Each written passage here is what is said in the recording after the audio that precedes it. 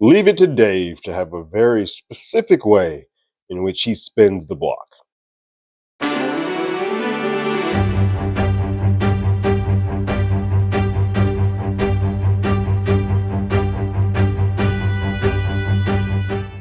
Hello, everyone. Terrence here with Hollywood Already Did It. If you haven't already, go ahead, like, share, subscribe to the channel, leave a comment, ring that bell below.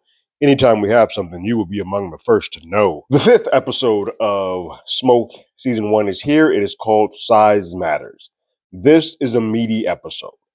It's funny because it's an episode that feels like not much happens, but there is a lot that happens in this episode. It's a lot of character pieces and people being paralleled next to each other and an analogy for something else. It's a very deep episode that manages to put some new layers on the board. This episode shows that the biggest sort of takeaway is that as much as you try to plan, even you can hell in Dave's seminars, as much as you try to plan and have everything lined up, uh, chaos automatically is entered into the whatever it is you think of, especially when you're playing with fire. And so even when you're playing in your world and you think you have everything sort of lined up in a perfect thing, something can take it out and move you off the board and move things so quickly that whatever you plan don't matter worth a damn. We pick up this episode where we see Dave is now sleeping at the precinct based on the way that he responded to Emmett, well, Abby and Emmett, and in that whole scenario, he's no longer allowed in the house. So he is now sleeping at the precinct when Michelle's side piece, Captain Burke, comes and sort of plays a bit of a pissing contest with him. Um, it is believed Michelle is probably sort of led on and sort of has asked for things from Dave, and so I think David, this is Captain Burke's way of sort of going in to suss the waters to see if she's on the right path or to see how good Dave is and hiding what it is he's doing. So he's just kind of like kicking the can, testing the waters to see what makes this guy up. Um, he asked for coffee when he doesn't even drink coffee for Dave. He's sort of putting him in his place, is having him do things that would make him feel lesser than. Um, it's a it's a it comes off as being a dick, but when you know that he's doing it to sort of back up Michelle, it's kind of like, oh, I see why he is doing this. He even goes into Captain Englehart's office and sort of just asks him, like, "Hey, is Dave the horse that you want to ride behind? Like, is that your guy?" It's almost like a warning, but because he's coming at it so aggressively and so gruff, in the way that he is just whipping his stuff out all over the place, Englehart just dismisses him immediately, like, get out of my office, go away. I don't have time for this. It's at that point, because of how protected Dave is and how he sees everything is going here, and he kind of gets to suss out that, like, yeah, Dave's not on the up and up. He gives Michelle the address to Dave's old partner, and that sort of kind of was his way of seeing, is this the right way to go about all of this? Because he doesn't want to put his name or give out any information if it's going to come back to him and blow up in his face. But he sees that there's something there, and she's on the right path. As Michelle's about to head out and go to suss out Ezra, Emmett is there, Dave's stepson ish, and he is there to sort of read Michelle the riot act. He's like, "Are you sleeping with him? Are you effing him?" She's like, "Oh my god, absolutely not. Why would you even think that?" And apparently, in the book that Dave is writing, which now Emmett has the ability to read or listen to, um, he vividly describes having affections for and sexual interactions with the version of Michelle that he's put in the book. And she's like, "Oh my god, that's gross. No, I've done no such thing.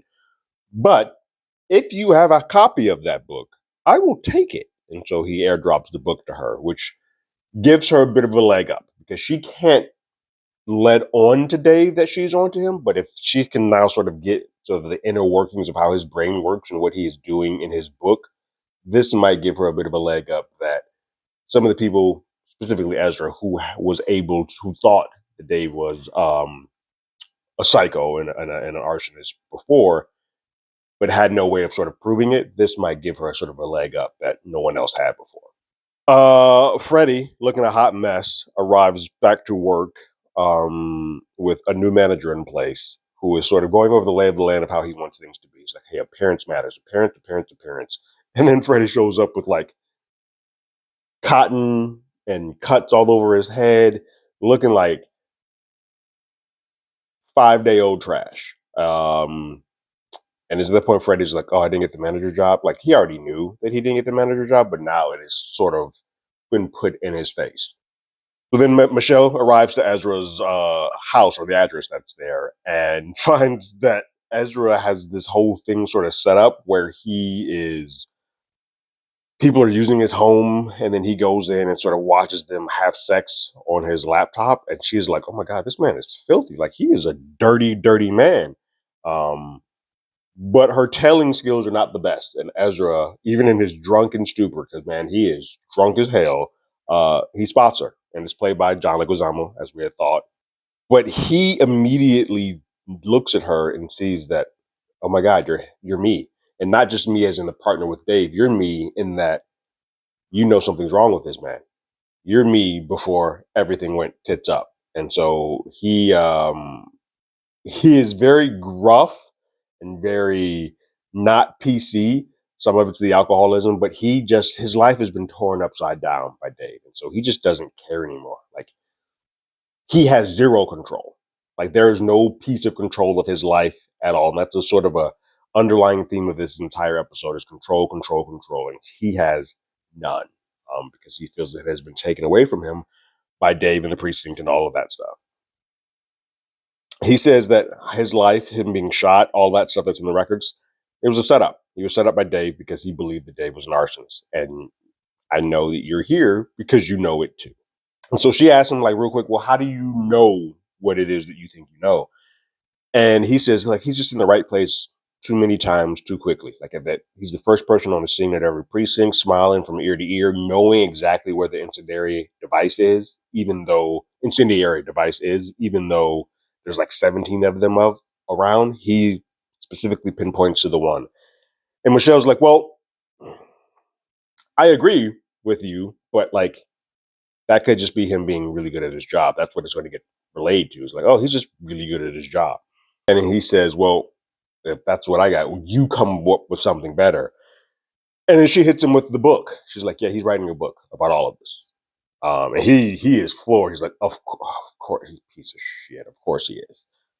But then he's like, well, as detailed as that may be, as specific as that may be, that can just be chalked up as fiction writing. Like we still don't really have anything in all of this. Like nothing we have is enough to go ahead and say, we got this dude dead to rights. Back at Dave's side, he makes it to his convention, which he goes to every year. He meets with a group of folks that are there that are also arsonists and firefighters and whatnot. And there's a group sort of known as this fire posse that is kind of on edge this time because over the last couple of years of these conventions, there's been a fire that's been set that they could not figure out. They couldn't figure out who it was, and it's gotten under their skin. Now, Dave does not let on that it is him, but it is definitely him.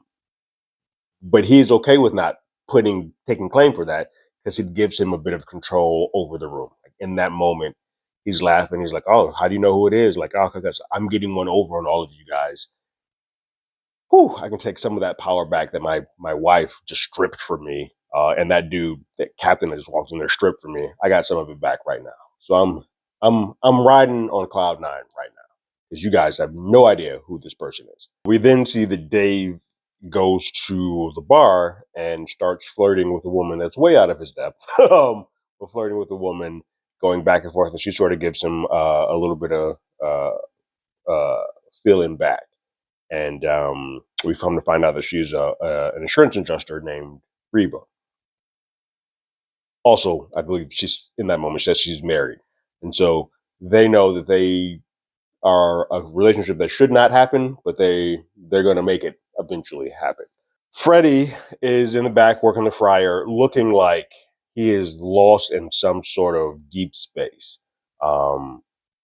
When Brenda, the beautician that helped him out, that gave him sort of a sense of hope, arrives. And Freddie, you can look, is in a bad way. She sees him back there, and he's just staring into the fryer. He sees images of what he wants his next sort of target to be. He clearly he goes after the people that are happy. That's always been his thing. Like if you are happy, he is going to eviscerate you. He wants your life to be turned upside down because he is not happy. Um, and in that, that's what he's sort of coming up with what he is planning to do next. Brenda is there ordering, and she can just see that he is not the same person. And for a brief moment, Freddie looks up and sees Brenda, and you can just see like the light that was in his eyes that she used to recognize to say like, oh, he has some hope, is gone. The person that she saw is no longer there, and she is.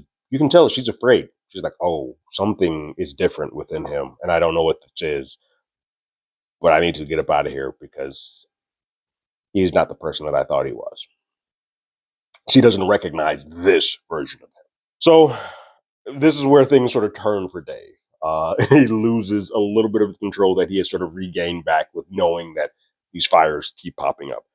He goes to do a seminar, which we had seen in the previous episode when Michelle was there, where he does this whole thing like chaos can't be planned, blah, blah, blah. You can plan for whatever you want to, but chaos happens. You sort of need to know what you want. He goes through that whole rigmarole, and there's a student there who tests him, calls him out on his BS. It's like, hey, you keep going through all of this stuff and saying chaos and all this stuff and basically hear yourself talk, but you're not providing any actually scientific data, no examples. You're not any tangible information that can be used. You're just saying nonsense. You're basically relegating fire to this boogeyman that hides in the closet. And there are scientific pieces that can explain why these things happen, and you're just choosing not to do so. And he tries to get the word in, and she's like, she keeps her foot on that dude's neck. She is not letting up.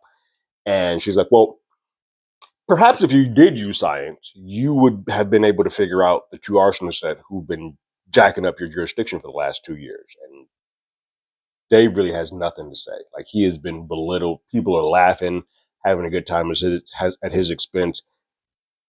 He is the smallest person in that room. And so between what happened with his wife and then what happened with Captain Burke and now this, he feels like nothing. And I think at least in those other situations, at least with Abby, that's his wife, he sort of is like, can't do much about that. I can just leave. Captain Burke, he outranks him. But in this scenario, he should be the person over them. Like he is the person, teacher teaching his class. And she, this woman, this girl, who he refers to later as a bitch, has superseded him in power in this moment. He is not pleased. So then Dave and Reba meet at the bar again to sort of rekindle the moment they couldn't have before she had to go off. And they've both done their conferences of the day. He asked like, "Hey, did you come see my conference?" She's like, "No, I didn't have time." And then they had sort of have a conversation back and forth about how happiness isn't real, so on and so forth.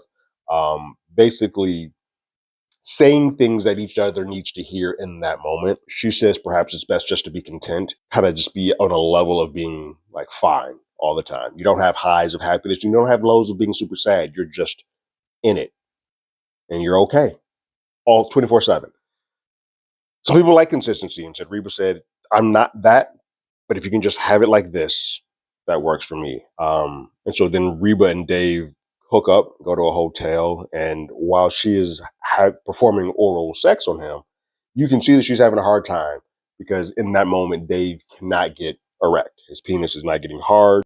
I immediately knew it was because he got emasculated at the seminar. Like that's the reason why he's so in his head that he got so put down that he can't feel strong, virile, manly right at this moment. And at that moment, he tells Reba to keep going, and she's like, "Oh, okay." And then he's like, "Well, let's go to the bed." And she's like, "Well, why? Like, what's the point of this? You can't get it up." Um, and he says, "I have a pill downstairs that I can go use." And she was like, "Look, in my 5 years of marriage, I never needed a pill." And it's at that point that we realize, oh, these two have been together. These two were married. They're each other's exes. They're doing this whole role play to come back together and sort of clean up. And you can tell that this is Dave's sort of check-in moment where, hey, I can come back to this, even if my home life, where I'm sort of playing this facade, this Bruce Wayne thing that I've put on, to not feel like an arsonist um, isn't going right, I can come back here and sort of check in with my ex, and that she knows how to get me into a situation where I can feel better about myself. Except for in this moment, it's not working because Reba then lets him know, like, I was at your seminar and I did see that you got just destroyed. And I didn't mention it because I didn't want to be a part of the negative piece that you were going to bring into that. But I can tell that this is having an effect on you. Like that woman got under your skin and you're letting it to you. You can't even get your damn dick hard. Like she's like, you are a mess. Um, and the biggest piece of this is that you can't admit that she got under your skin. And he refers to her as bitch. You can tell that it's bothering her, but he's still trying to let on like, nope, I'm the most powerful person. I've got control. I run this. I'm good. She's like, cool, we're done here. I'm going to go in the bathroom. And when I'm done, you should not be here. And so another spot that is messed up that he does not have control that he's left and something that he has sort of gone back to sort of check in and say, I can get this easily. I'll be fine. That's also thrown out the window. Michelle and Ezra continue to talk about Dave, and the way that Michelle is speaking about Dave, Ezra's like, "You're not taking him seriously enough. You're taking him lightly. You don't understand who this person is." And she's like, "Well, she relates his fires, and stuff that he does to tantrums that he just has." And Ezra's like, "No, it's much more than that. Like, you don't know him at all. If that's what all you think this is." So then he takes her home and he shows her a tape that he and Dave did. At a motorhome that they were taking place in. And Dave had let Ezra know that there's nobody inside the home, but they're basically going to set a fire. Let's just see how quickly the blaze goes. And they set the fire. Dave told him that it was a bank repo and that there's nobody in there. The fire gets set, and all of a sudden you hear animals and dogs start whining and barking. And Dave's not moving. The place is setting on fire. Ezra's like, "What are you doing?" Like, well, there are people in there, dogs in there. You can just see that Dave has no remorse, no care, no whatever. He's just letting them set on fire. Ezra's like, he knew that those animals were in there, and he just put this weight on me, and I feel like crap. And this guy is perfectly fine in it. And it's in that moment that, from all the alcohol that he has had over the course of the day, he passes out on the bed in his bender. And Michelle, being the type of person that she is, uh, turns him over because he falls face flat. And if anybody has dealt with anybody who, or has dealt with it themselves, somebody's that drunk and they start vomiting and they're on their stomach, that means that they will eventually suffocate themselves because they won't be able to breathe. So she turns him over on his side and then gives him a pail so that if he does vomit, which he's going to at some point in time, there's a pail next to him so that he can do so without getting it all over his bed. When he wakes up, he sees that he is in a situation where she didn't leave. She stayed there to make sure that he was okay. And in that moment, he realizes that she might be the person to sort of bring Dave down. And he does so because he's like, look, you don't let go. Like, you're going to see it all the way through. You could have just left me here and it would have been perfectly within your right to do so. But you stuck around to make sure that everything was okay. You have more stick to itiveness. That's not a word, but stick to itiveness than anybody else that's probably going to be a Dave. You might be the perfect foil for him. That said, if he sees you as a threat at any point in time, if he feels that you are on the level of him, similar to the woman that was at the seminar, he's already found your weakness. And at that point in time, he's going to get you. So you need to always feel like you are lesser than him so that he can feel in control, so that he can make a mistake and feel like he is too good. He is so good in the room.